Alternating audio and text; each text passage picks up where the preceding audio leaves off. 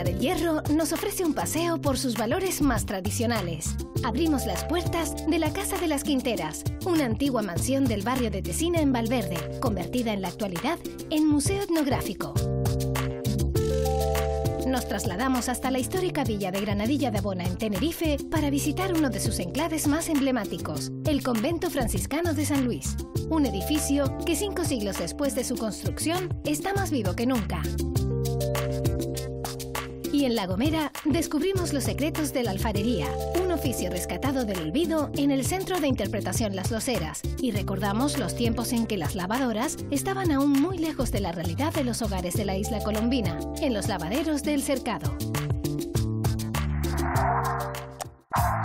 Pues sí, es una casa bastante bonita, expresa bastante lo que sería la arquitectura tradicional de Reña, bueno, un poco la arquitectura un poquito más pudiente del Hierro, es decir, estamos hablando de construcción de 2 alturas, pero sigue teniendo ese carácter herreño de piedra seca, de esquinas, de madera. Y aquí vivieron 3 hermanas, solteras ellas, Julia, Asunción y María, cuyo apellido era Quintero, un apellido bastante herreño, bastante valverde, pero que poquito a poco se fueron quedando en eso, en las quinteras. Cuando se construyó el primer convento aquí en Granadilla, se hizo en la calle del Pino en 1665 y luego ese convento pues se quemó y desapareció. Incluso me han dicho por tradición oral que en aquel lugar, que en aquellos solares cuando se reedificaron, se encontró incluso un cáliz y luego se construyó este aquí. En 1745 aproximadamente se comenzaría a hacer este nuevo enclave. Una casa que tiene más de 150 años. Sí, más. Era de mi bisabuela, después de mi abuela, después de mi madre y ahora mía. Aquí podemos encontrar la historia de los antiguos centros alfareros de La Gomera, entre ellos el del Cercado, que es el que pervive actualmente. Ajá. Había que llevarla a hombros y a la cabeza. Las mujeres, sobre todo, eran las que por lo regular llevaban siempre el agua de la casa. Ellas la llevaban en un desnegal de esos que hacen en Cercado, que en toda casa lo había, igual que una estila, y ahí se llevaba el agua de beber a la casa.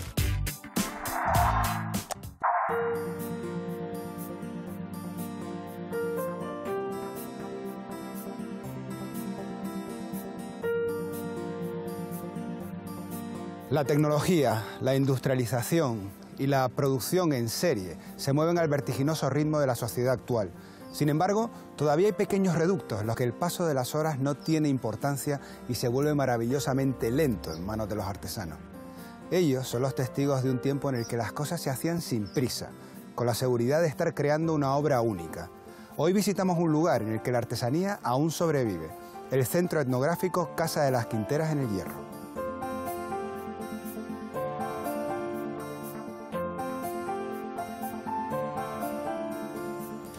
Emilio Hernández es técnico de patrimonio del Cabildo e historiador. Con él vamos a conocer esta preciosa Casa de las Quinteras. Muy buenos días, Emilio. Buenos días, ¿qué tal? Gracias por acompañarnos. Pues mira, maravillado.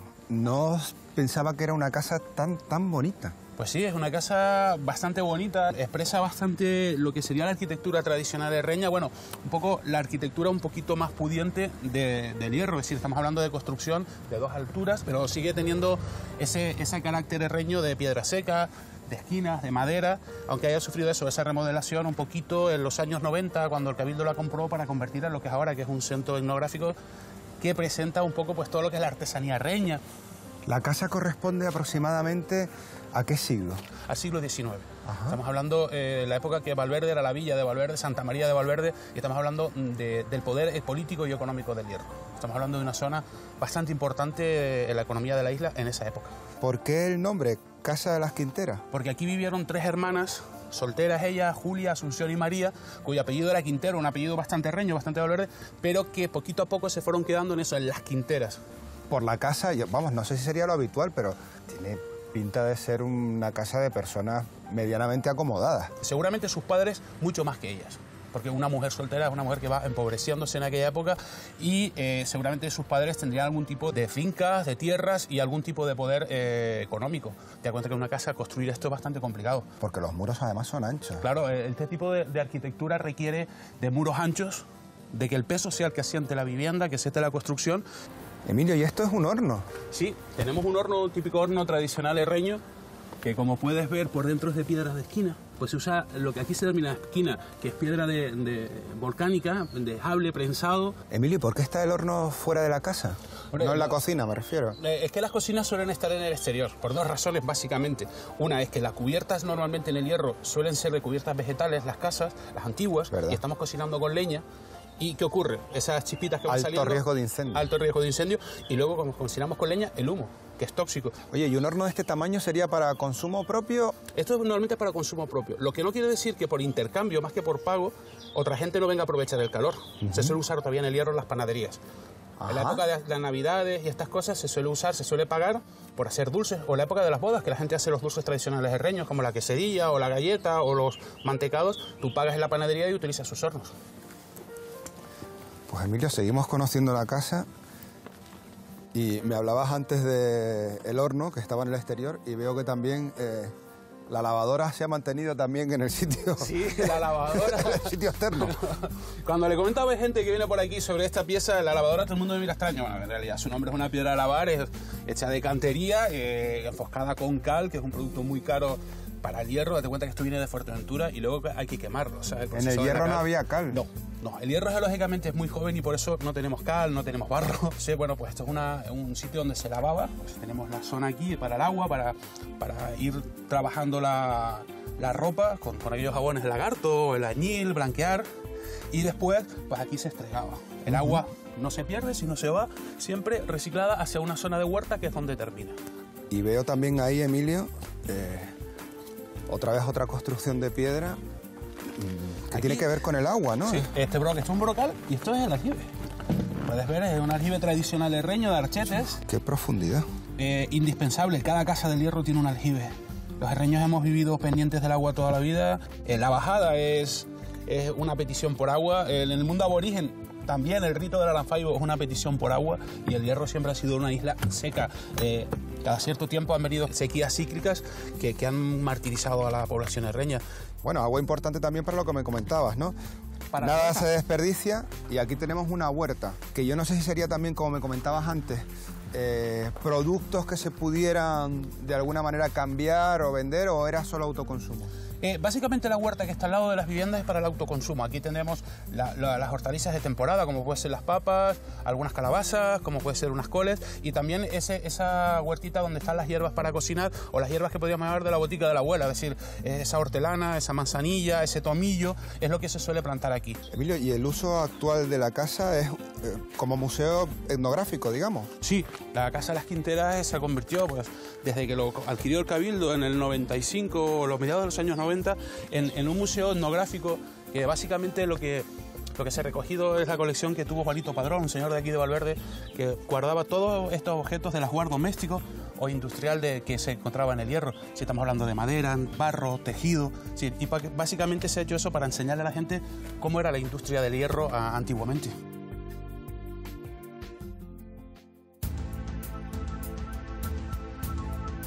Bueno, pues Carlos, esta es la sala de la madera y la sala del barro. En el hierro la madera es mucho más importante que el barro porque la isla es muy joven geológicamente hablando, en las partes más antiguas tiene 1 millón de años, entonces los suelos son poco evolucionados y al ser poco evolucionados no son suelos óptimos para el barro.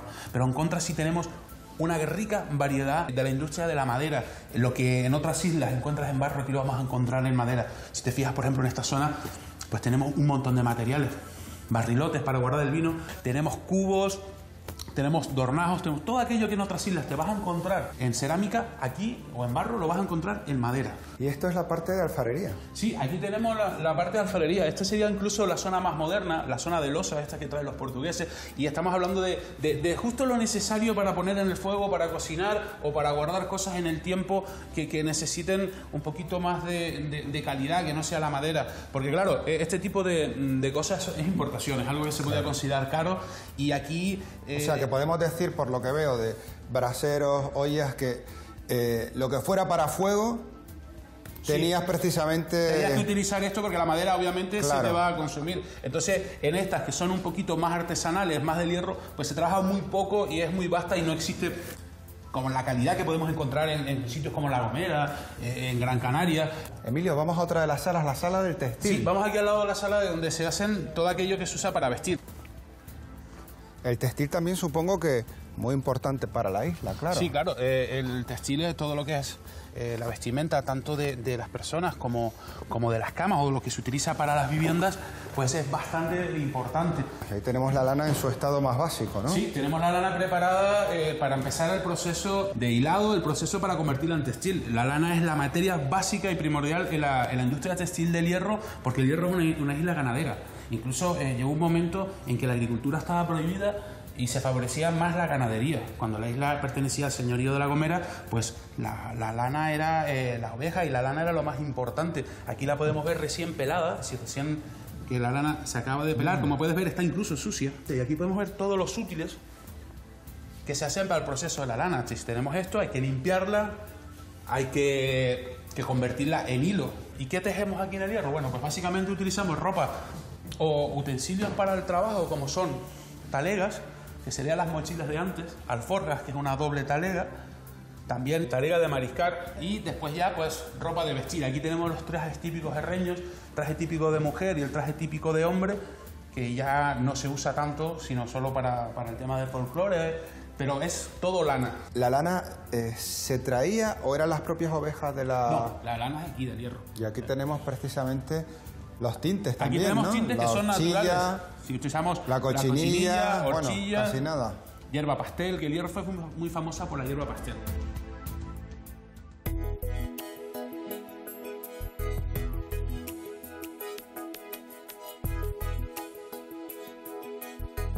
Emilio, me vas a llevar ahora a una zona que es el taller de artesanía. Pasa, Carlos, adelante. Muchas gracias. La taller.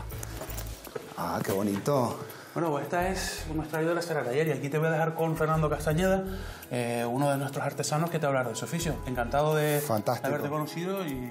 Es mutuo, Emilio, un placer y además muy ilustrativo, estupendo. Muchas gracias. Espero vernos pronto. Venga, gracias. hasta luego, buen día.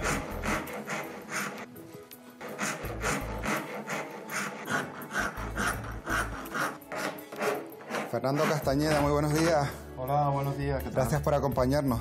Nada. Trabajando sobre la chácara. Sí, en eso estaba. Porque tú, aunque eres un joven artesano, combinas perfectamente otros estilos, como por ejemplo el grabado y la tradición con las chácaras, ¿no? En principio elegí las chácaras porque era un oficio típico de aquí y estaba en peligro de extinción. Fernando, ¿por qué te haces artesano? ¿Te viene de familia? Bueno, a mí, sinceramente, desde pequeño siempre me gustó trabajar de forma manual, ¿no? Lo mamé, por llamarlo de alguna manera, un poco a mi padre, ¿no? Esa herramienta que me decías antes, ahora que me hablas de tu padre, sí. ¿Eso es cierto que lleva en tu familia varias generaciones? Sí, bueno, realmente no sé si lleva varias generaciones, pero por lo menos dos, sí. Sí. Sí, esto se sigue utilizando actualmente, ¿no? Ajá. Y esto se utiliza para desbastar la madera, ¿no? Para quitar la parte más vasta. Me encanta también lo que haces en grabado, o sea, aquí sí que has mezclado elementos muy nuestros y tradición. Sí, exacto. Con un estilo estético fantástico, me gusta mucho. Es una disciplina artística llevada a la artesanía, ¿no? El grabado no es solamente una sola técnica artística, ¿no? Son varias técnicas, lo que pasa es que tienen en común esto, ¿no? Tienen en común esto, ¿no? Esto le llamamos en grabado la matriz. Ajá. Y la matriz es lo que permite hacer las copias, ¿no? Fernando, ¿qué te parece que existan salas taller como esta, la contigua, al lado donde se realizan los exámenes de artesanos, que intenten de alguna manera mantener la supervivencia de la artesanía? Creo es que realmente es insuficiente, porque yo creo que este tipo de cosas se tienen que fomentar más. Porque si no las fomentas, acaban desapareciendo. Ha sido un placer, gracias por acompañarnos. Me voy a hablar precisamente con un artesano tradicional, con un cestero. Ajá. Así que hasta la próxima. Okay. Excelente trabajo, mucha suerte. Muchas gracias.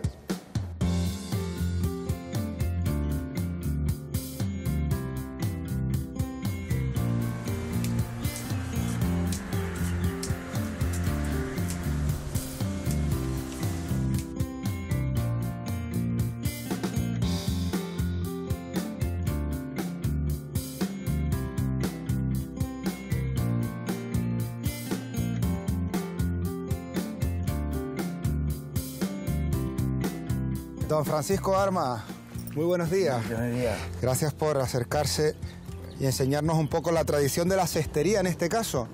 ¿Le puedo llamar Pancho? Pancho, sí. Pancho, el nombre es Francisco, pero me llamo más por Pancho. Soy más conocido por Pancho que por Francisco. Perfecto. ¿Cuántos años lleva trabajando la cestería, Pancho? Como de artesano van como unos 10 años más o menos, de 10 a 12 años. ¿Ah, sí? Ahora de hacerlos, yo creo que estoy haciéndolos desde que tenía 8 o 10 años. ¿Lo aprendió de su padre? Lo aprendí de mi padre. Yo jamás he ido con ningún artesano a aprender ni nada. ¿Qué es lo que diferencia un buen cesto de otro? Quiero decir, el trenzado, el material, ¿cómo cortaba usted la caña? El trenzado, y este es tejido con 3. Y después esto es tejido con 2, trabajando con caña y brimbe.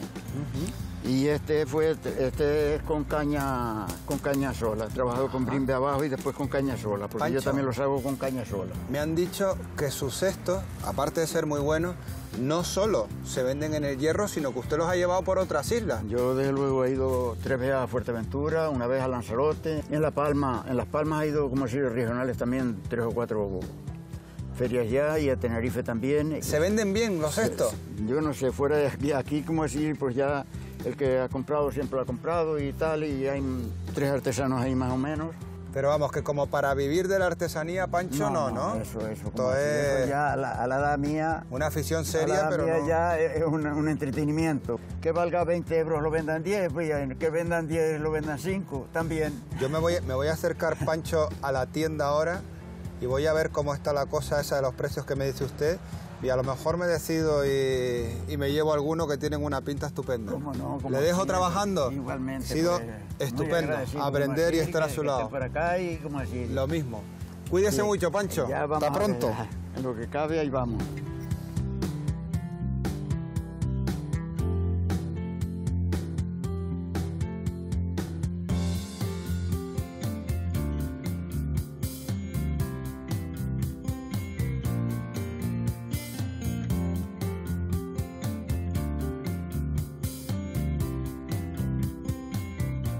Rosabel Morales, muy buenos días. Sí, hola. ¿Qué tal? ¿Cómo estás? Bien, bien. ¿Y tú? Terminamos contigo esta visita que estamos haciendo a la Casa de las Quinteras, porque creo que además tú eres una de las habitantes, no voy a decir muchísimos años, pero más de 20 años trabajando aquí, ¿no? Sí. Que no es poco. Sí. Desde que comenzó la artesanía yo he estado aquí. Sitio lleno de cosas bonitas, ¿no? Sí. Muy bonita. Para el que le gusta la artesanía es muy bonito. Sí. ¿Y la gente que viene se interesa por la artesanía? Sí. La gente que viene aquí viene buscando artesanía tradicional, sobre todo. Ajá. La madera, lo que es la alfarería, la lana. Los cestos que nos enseñó antes precisamente don Francisco. Es uno de los productos que más se vende, los cestos. Rosabel, he visto además mientras estábamos por aquí que entraba gente a la tienda y yo no sé, ¿quién compra más? ¿La gente del lugar, los canarios o los visitantes? Los que vienen de afuera. Los canarios, ¿ah, sí? Sí, los extranjeros no. ¿Sí? Los extranjeros no compran. Anda, qué curioso. Vienen a ver, les gusta, pero no compran. Compran muy poco. Qué bueno. Más los españoles en general.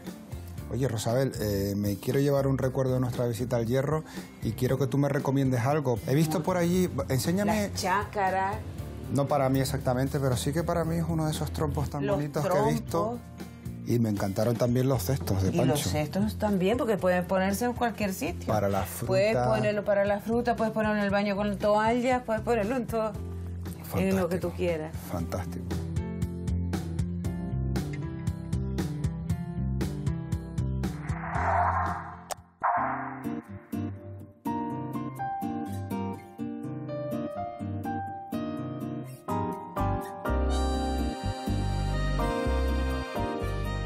A veces el azar, la mala suerte, o quién sabe si el destino, parecen empeñarse contra algunos lugares. En 1745 un incendio casi terminó con el que hoy nos ocupa. Rescatado de sus cenizas, se convirtió años más tarde en sede municipal. Pero la mala fortuna quiso que en 1963 un derrumbamiento se cobrara la vida de 24 personas. Inquebrantable, el edificio continuó en activo hasta principios de los 90, cuando ardía de nuevo. Hoy estamos en Tenerife para visitar a un verdadero superviviente, el convento franciscano de San Luis Obispo en Granadilla de Abona. ¿Nos acompañan?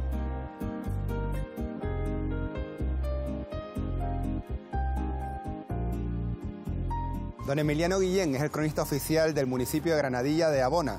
Con él he quedado en este punto neurálgico, digamos, de la villa. Muy buenos días, don Emiliano, ¿no? Porque esta Pues, plaza es importante dentro del sí, municipio. la verdad es que haber elegido este entorno está muy bien porque aquí tenemos el ayuntamiento y estuvo el convento digamos, en su segunda fase, también la ermita que está anexada al propio convento y que llegó a ser incluso lugar donde se desarrollaban y se celebraban las misas de alba para los granadilleros pobres. Me decía usted antes que el convento no siempre estuvo situado en esta localización. Efectivamente no, cuando se construyó el primer convento aquí en Granadilla se hizo en la calle del Pino en 1665 y luego ese convento pues se quemó y desapareció. Incluso me han dicho por tradición oral que en aquel lugar, que en aquellos solares cuando se reedificaron se encontró incluso un cáliz y luego se construyó este aquí. Yo pienso que la finalidad era la de ir cambiando, digamos, un poco lo que es el urbanismo histórico. ¿Podríamos definir la arquitectura del edificio y la iglesia anexa dentro de algún estilo arquitectónico? Yo diría que es un edificio de estilo común, porque te vas por otros edificios que he trabajado en otros lugares y en otros municipios y en todos me resulta familiar. Y yo lo veo pues aproximadamente similares a cualquier otro. ¿De qué año estaríamos hablando más o menos del edificio? A partir de 1665 se hizo el otro, en 1745 aproximadamente se comenzaría a hacer este nuevo enclave. ¿Qué le parece si lo vemos por dentro y me cuenta también lo que ha sido las vicisitudes de este edificio, que no han sido pocas? Y sus utilidades. Venga.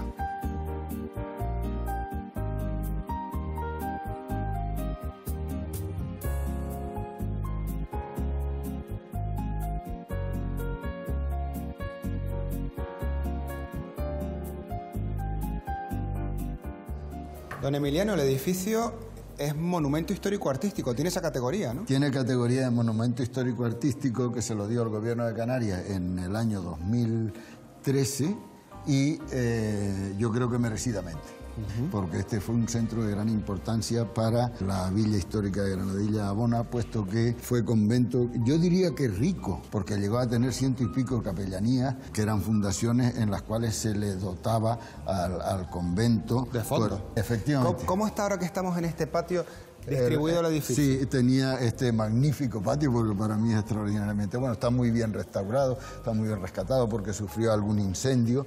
Aquí debió haber una especie de botica de plantas que se utilizaban para hacer infusiones y después aquí detrás tenía una huerta enorme. Mire, don Emiliano, voy a coger un poquito de romero que antes lo cogía. Todavía sí. Le deja uno el olor en las manos. Huele muy bien, huele muy maravilloso. bien. Mire, don Emiliano, ¿qué usos ha tenido el edificio? Bueno, este edificio ha sido de lo más versátil que te puedes imaginar. En 1821 se fueron los monjes. Entonces esto pasó a ser cuartel. Entonces por eso a este convento también se le conoce como ex cuartel de San Francisco. Entonces el municipio de Granadilla, digamos el ayuntamiento, no tenía ningún edificio público donde poner todas sus instalaciones y necesidades y entonces lo pide que no se desamortice. Y realmente no llega a desamortizarse el convento, sino que el duque de Santa Elena se lo da directamente y gratuitamente al pueblo de Granadilla para que realice sus funciones. En este edificio, Emiliano, también se produce una de las mayores desgracias que se recuerdan en Granadilla. En 1963 fallecen 24 personas y este es el recuerdo en memoria de las personas que perdieron la vida, ¿no? ¿Qué sucedió aquí? Esta placa se la hemos hecho en memoria de todos ellos para que circunstancias como esta no se vuelvan a repetir. Porque realmente aquí lo que ocurrió es que vino un grupo de la Policía Nacional a impartir, a dar el carnet de identidad para que los del sur no tuviesen que ir a Santa Cruz a resolver esa gestión. Y se cayó un trozo que es este rincón que se ve ahí. Y bueno, en la caída murieron algunos, pero lo que realmente produjo la auténtica catástrofe fue el pánico general que se creó aquí en este patio al ver algunos muertos y que parecía que el edificio se caía. En aquel momento llovía muchísimo, la puerta estaba entonces por aquí y era un portalón muy pesado de abrir para adentro y se creó aquí un tapón y la mayoría de la gente pues murió aplastada, pisoteada, mujeres embarazadas. Total que entre heridos y muertos esto fue una auténtica desgracia y eso Granadilla lo tendrá yo creo que siempre en el recuerdo por culpa de este desastre, a lo mejor incluso... Esta placa es el recuerdo, esta placa es el testigo. Emiliano, no quiero que nos despidamos todavía. Me gustaría, si es posible, que nos acompañara también a la parte de la iglesia. Ah, es preciosa la historia de la iglesia. Sí, ¿Le parece bien? Y fue oficialmente muchas cosas también.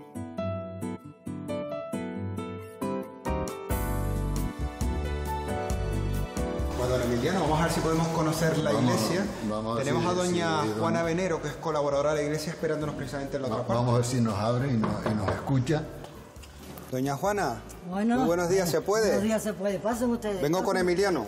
Estamos en la casa del Señor. Adelante. ¿Qué tal? ¿Qué bien?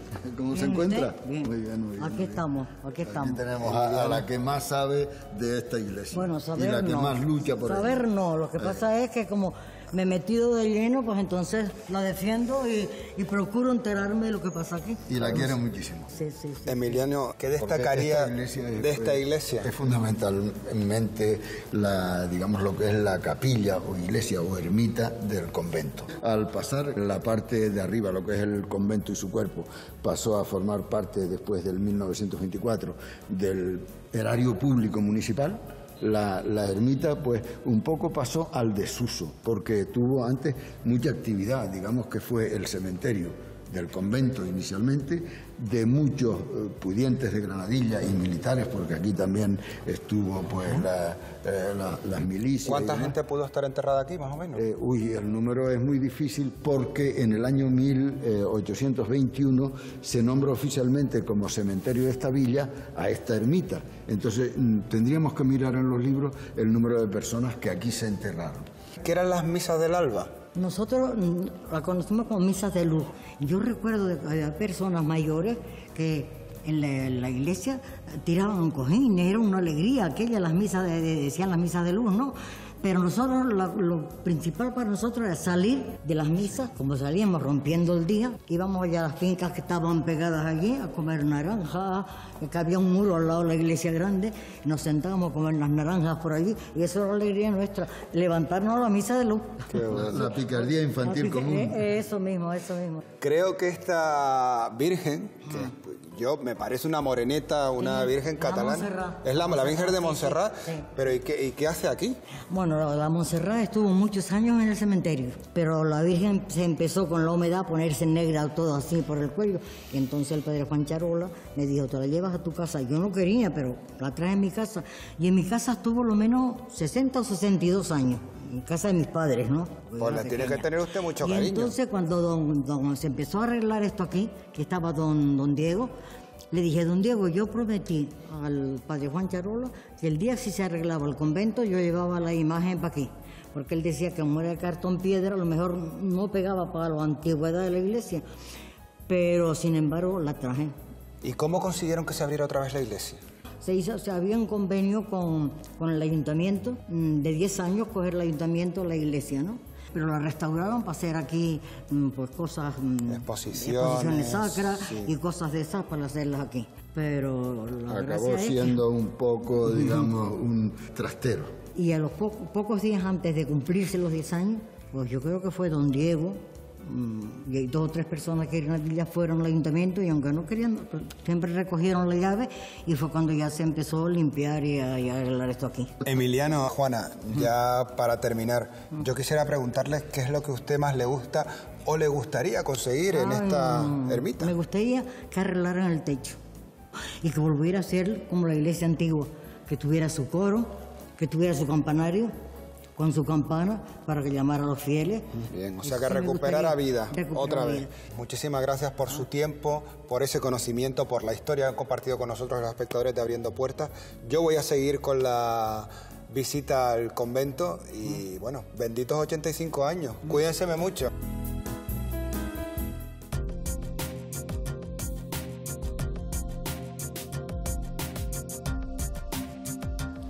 Pedro Díaz es técnico de Patrimonio, Medio Ambiente y Turismo del municipio de Granadilla. ¿Qué tal, Pedro? ¿Qué tal, Carlos? ¿Cómo estás? Nos vas a acompañar a visitar la Sala Magallanes. ¿Qué es la Sala Magallanes?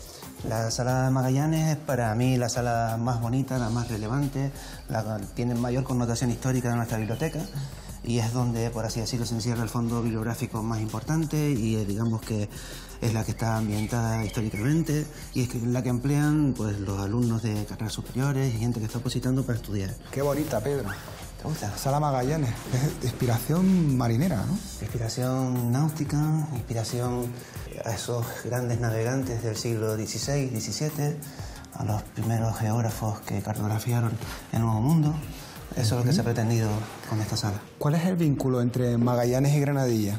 Granadilla fue una de las ciudades de los lugares del mundo en donde Magallanes y Juan Sebastián Elcano fondearon durante su travesía, que dieron la vuelta al mundo, ¿no? En busca de ese paso, ese estrecho que uniera el Atlántico y el Pacífico, por encargo del emperador Carlos I, pues Fernando de Magallanes llegó aquí a Granadilla y estuvo unos días en el Meno, ¿no?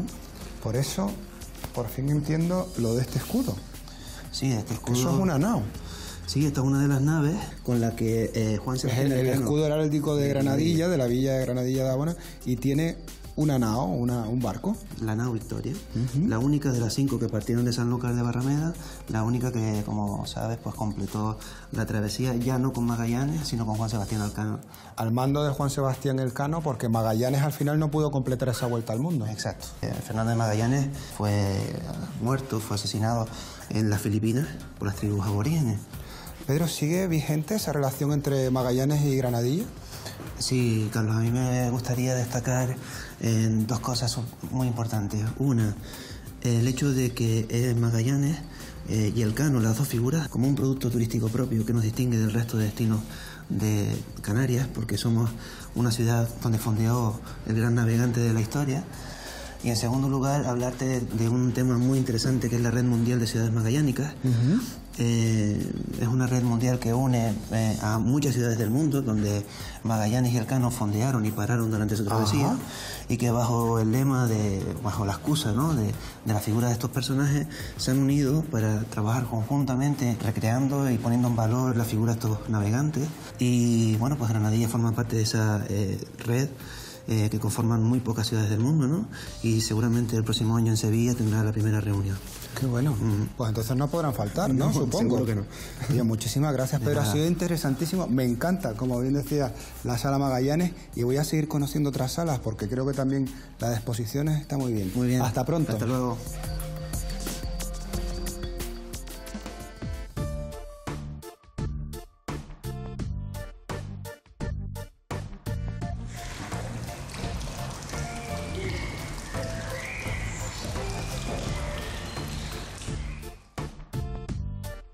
Deidamia Morales es trabajadora de la Concejalía de Cultura del Ayuntamiento. Con ella vamos a hablar de los usos modernos que se le dan al edificio. Deidamia, buenos días. Hola, buenos días. Gracias por atendernos. ¿Qué tal? Encantada. Bueno, te diré una cosa, en Abriendo Puertas nos encanta esto de que los edificios históricos se les dé actividad porque de alguna manera es mantenerlos vivos, ¿no? Por supuesto. Es que, claro, ya que se ha recuperado, que está como bien de interés cultural, es un enclave, vamos, inigualable. En esta habitación en la que estamos ahora veo que es como una sala de exposiciones, ¿no? Exacto. Se centra en sala de exposiciones, aunque no quiere decir que no hayamos hecho otras cosas, como presentaciones de libros, de ruedas de prensa incluso. Entre bibliotecas, sala de estudios, exposiciones, el edificio será visitado por mucha gente. Muchísima gente, por la franja horaria de apertura que tiene, desde 8 de la mañana a 8:30 de la tarde, los sábados por la mañana también. Y bueno, depende de la actividad, ¿no? Exacto. Porque creo que me han dicho que cuando son las ferias de artesanía y lo que ponen de gastronomía en el patio, sí, esto es que no cabe nadie. Sí, utilizamos el patio interior para poner el tema gastronómico cuando por las fiestas patronales hacemos aquí la feria de artesanía nuestra. Oye, Deidamia, me voy a quedar contigo disfrutando de esta exposición dedicada a la mujer, que es lo que tienen en este momento, y disfrutando también de este edificio que desde luego es precioso y un superviviente, un auténtico superviviente. Sí. Y a ustedes les veo pronto.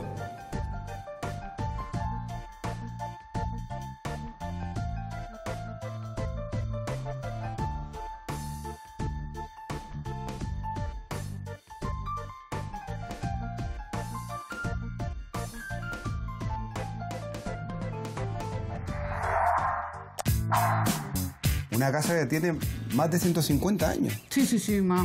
Era de mi bisabuela, después de mi abuela, después de mi madre y ahora mía. Aquí podemos encontrar la historia de los antiguos centros alfareros del cercado, de La Gomera, entre ellos el del Cercado, que es el que pervive actualmente. Ajá. Había que llevarla a hombros y a la cabeza. Las mujeres, sobre todo, eran las que por lo regular llevaban siempre el agua de la casa. Ellas la llevaban en un bernegal de esos que hacen en cercado, que en toda casa lo había, igual que una esquila, y ahí se llevaba el agua de beber a la casa.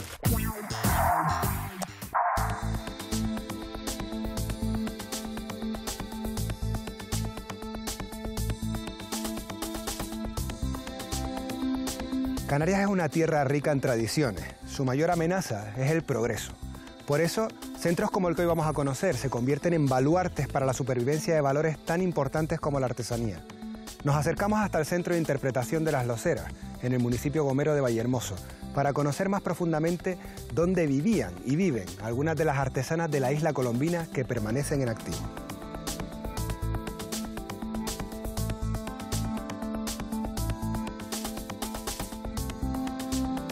En el barrio del Cercado pervive la artesanía tradicional de La Gomera. Hoy vamos a hablar con una de esas artesanas, con Maribel González, aquí, en su casa, una casa con mucha historia. Muy buenos días, ¿qué tal, Maribel? ¿Cómo estás? ¿Bien usted? Muy bien. Llegando, bueno, y por unas carreteras preciosas de La Gomera, vaya camino bonito que Sí, hemos tiene hecho. camino bonito, sí. Oye, decía yo que aquí, precisamente en el Cercado, es donde se mantiene un poco la tradición de la alfarería. Sí, sí. ¿Alfarería o losería? Yo no sé cuál es la manera correcta. Yo le tengo que llamar a usted... Alfarería. Alfarería, ¿y Sí. cuál es la diferencia, digamos, entre un alfarero y un losero? Pues no le veo diferencia, no pienso que es lo mismo. Sí, pero quizá Sí. una palabra más tradicional, Sí, ¿no? sí, alfarería es más tradicional. ¿Durante cuántos años se ha dedicado a esto? Pues yo empecé desde pequeñita y a veces he parado, a veces he seguido y ahí estoy. Claro, porque me imagino que no será fácil mantener una tradición como esta durante tantos años. No es fácil, salir adelante. Decía yo que estábamos frente a, digamos, el porche, o en el porche de su casa, sería lo correcto, ¿no? Una casa que tiene más de 150 años. Sí, más. Era de mi bisabuela, después de mi abuela, después de mi madre y ahora mía. ¿Y qué te parece si entramos a verla? Vale, vamos adentro. Venga. Maribel, más de 200 años, yo supongo que en algún momento en el estado que veo la casa ha habido que restaurarla, ¿no? Sí, ha habido que restaurarla, ponerle suelo, techo, porque el suelo era antiguamente de tierra. Ajá. Maribel, ¿quién es Rufina? Rufina era mi madre. Ajá, que es la señora de la foto. Sí. Entonces estaríamos hablando, Maribel, de 4 generaciones prácticamente dedicadas a la alfarería, ¿no? Sí. Oye, ¿qué es lo que se vende en esta parte de la casa, en la tienda, que se ha convertido en esta parte? Pues se vende mucho el plato de escurrir las papas, que se utiliza para escurrir las papas y poner el mojo rojo y el mojo verde. Y se vende también mucho el gánigo de la paz, que tiene su historia, que ya os la contaré. Maribel, y veo también que aquí es una manera de entender lo que es el proceso de la alfarería tradicional, porque esto es un trabajo que la gente ni se imagina, ¿no? Desde el principio. Sí, es un proceso largo, aunque parece que no, pero cuesta mucho para terminar la vasija. En este cuadro tenemos los procesos desde machacar el barro, hacer la vasija, alisar de verde, darle la pintura como podéis ver y después dar brillo y ya la talla terminada. Precioso. Pues te vamos a ver trabajar, Maribel, si te parece. Vale, sí. Y hoy lo vamos a hacer fuera, además, que hay solito y está el tiempo está el estupendo. tiempo buenísimo. Venga.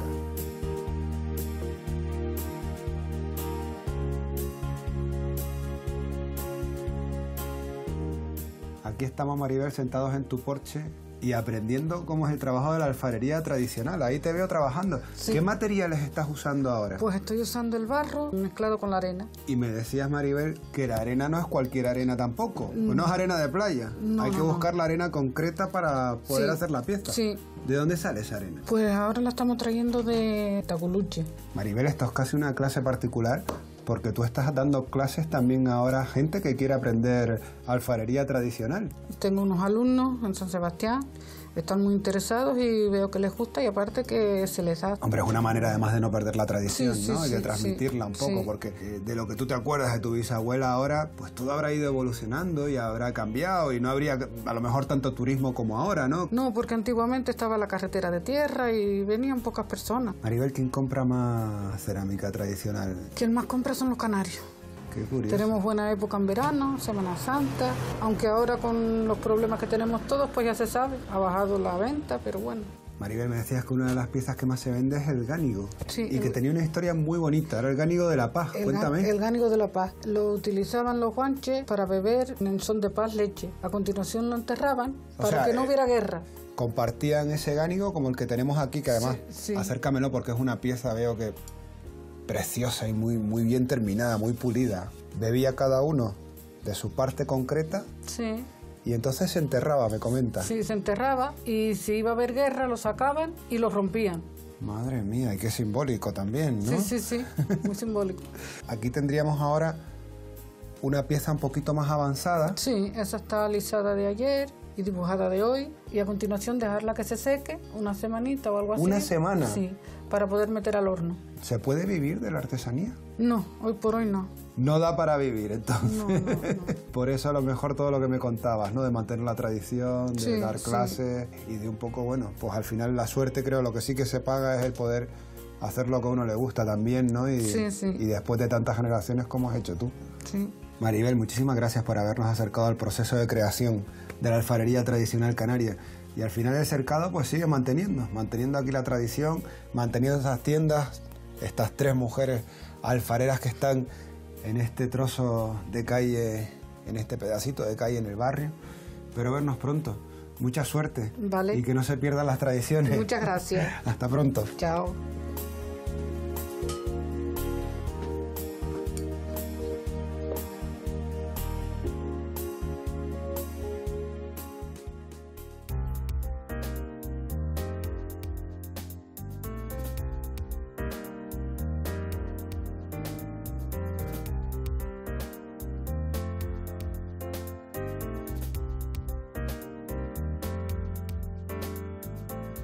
Carmen Delia Niebla, muy buenos días. Hola, buenos días. ¿Qué tal, mi niña? ¿Cómo estás? Bien. Gracias por atendernos. Igual, Oye, parece que el cercado se ha convertido, digamos, en el sitio donde pervive la alfarería tradicional, ¿no? Sí, así es el centro, el barrio donde tradicionalmente se ha trabajado y donde continúa la tradición alfarera. Pero lo que me he dado cuenta por las 3 artesanas que hay en esta misma calle, que son todas mujeres. Sí, mantenemos la tradición también en ese sentido porque antiguamente las señoras eran las que trabajaban en el barro. Que históricamente han sido las mujeres siempre las que han trabajado la alfarería tradicional y la cerámica. Así es. Estoy viendo que tienes, por lo pronto, una reserva importante de barro. Este es el barro que almacenamos para tener durante todo el año y sobre todo en invierno, que es más difícil extraerlo de las laderas. Carmen, ¿se utiliza siempre, digamos, la misma técnica? O sea, hay que mantener un poco esos cánones de la alfarería tradicional. Sí, mantenemos todo manual. Yo he visto vídeos de señoras antiguas trabajando y tal cual. Seguimos manteniendo el levantado de las vasijas, de las piezas, el bruñido y todo. ¿Cómo podríamos diferenciar, por ejemplo, o si hay alguna diferencia en el estilo de un artesano y otro? Sí, hay diferencias porque cada cual hace las vasijas a su estilo. Por ejemplo, esta, una olla de leche, nosotras la diferenciamos a la vista, ¿no? A la primera vista. Sí, pero el foráneo lo puede diferenciar porque van firmadas debajo. Ajá. Se llama la firma. Ok. O sea que sabrían que es una pieza tuya, Carmen Delia Niebla. La utilización entonces sería... Como una olla. Un recipiente como una olla. Ajá, o sea que se podría usar también con calor. Sí. Como verás, no estoy muy enterado, pero creo que aquí existe también un centro de interpretación para conocer un poco más, ¿no? Lo que es la alfarería, la rosería tradicional. Sí, más arriba en la plaza hay un centro de interpretación de la cerámica aborigen de La Gomera. Carmen, ¿y nos acompaña? La cerámica tradicional de La Gomera. ¿Nos acompañaría? Muy bien, encantada. Venga, pues vamos juntos.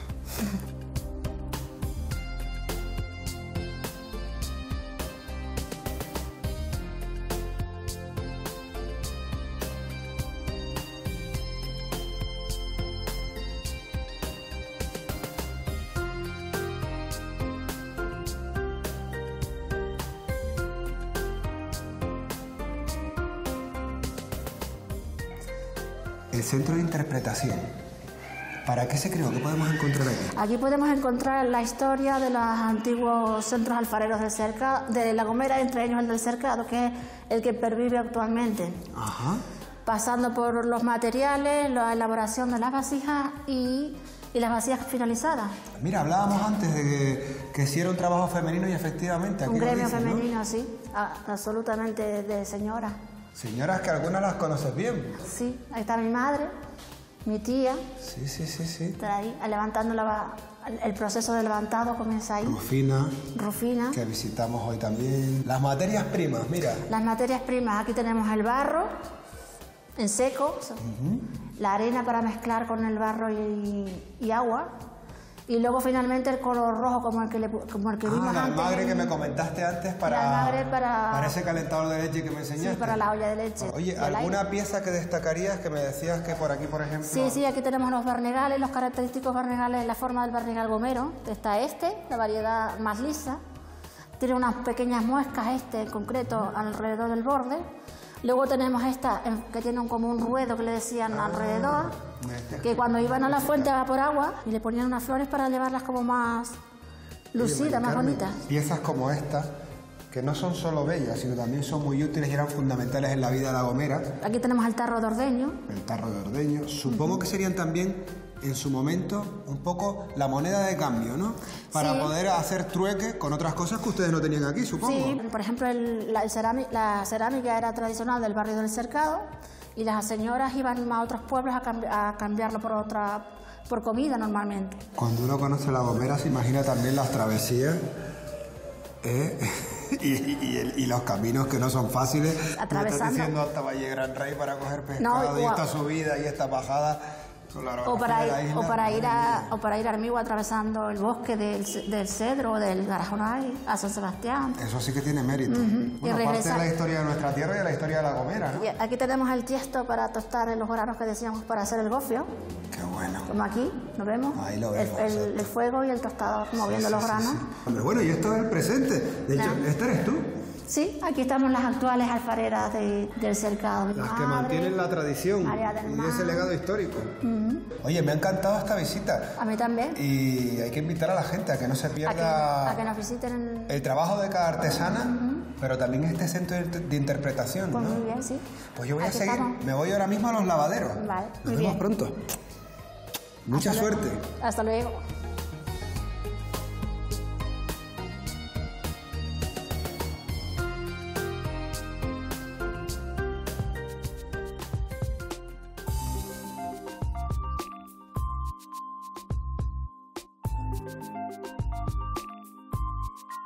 Doña Cirila y don Isidro nacieron y han vivido en Chipude y conocen perfectamente la historia del lugar con el que cerramos el programa de hoy, los lavaderos.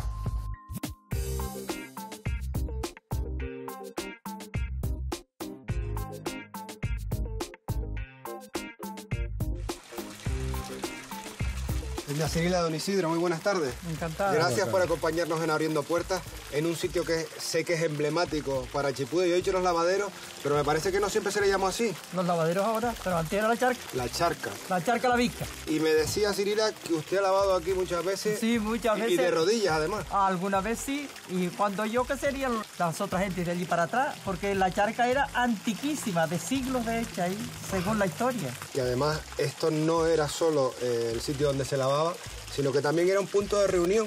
Bueno, sí. Donde las mujeres fundamentalmente charlaban, ¿no? Hablaban, se contaban las cosas, tenían las noticias. Y al venir a buscar el agua, pues claro, teníamos que esperar a que nos tocara a coger la tallita de agua. Cuando nos tocara, porque nos poníamos en fila india para poder coger el agua. Pero es cierto que todavía hay gente que dice que no le habla a usted precisamente por esas colas que se formaban. Sí, hace más de 40 años.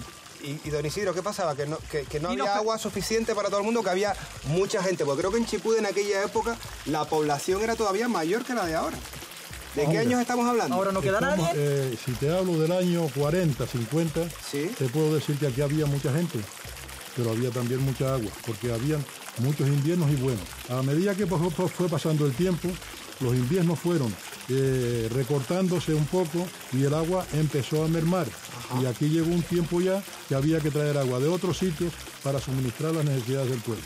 Creo que además ese agua, para consumo personal me refiero, la propia orografía además del pueblo obligaba, claro, a unos esfuerzos tremendos para tener al final un poco de agua en la casa, ¿no? Hombre, claro, esto había que llevarla a hombros y a la cabeza. Las mujeres, sobre todo, eran las que por lo regular llevaban siempre el agua de la casa. ellas la llevaban en un bernegal de esos que hacen en cercado, que en toda casa lo había, igual que una estila, y ahí se llevaba el agua de beber a la casa. O sea que fundamentalmente era esto una labor, de beber, no solo el lavado, sino también el traslado del agua de mujeres. De beber y de hacer de comer, se llevaba el Y agua. no teníamos en esa fuentita que está, esa que tú ves ahí, lo que no está al igual que estaba antes, no está lo mismo. Esta fuente en concreto daba agua a cuánto de todo lo que estamos viendo, ¿a cuántas zonas? Esta fuente daba agua aquí para miles de personas, en el entorno nuestro. Desde el Cabezo La Viña hasta las Rosetas, hasta la ladera. Doña Cirila, la llegada de la lavadora cambió la vida de mucha gente también, ¿no? Bueno, sí, gracias a Dios, pero mire que eso no hace tanto. No, no hace tanto de las lavadoras, no hace tanto. Desde luego. Yo, gracias bendito sea Dios que así es. Pues una manera de mantener el valor histórico también es contarnos y que se conozca un poco esa tradición, lo que fue, nos guste o no, y lo que se ha quedado al final. De lo que fue no queda ya nada. Doña Cirila, nada. Muchísimas gracias por habernos Encantado, acompañado. amigo Carlos. Y me quedo con ustedes conociendo un poquito más de esta tierra, la tierra de mis ancestros también.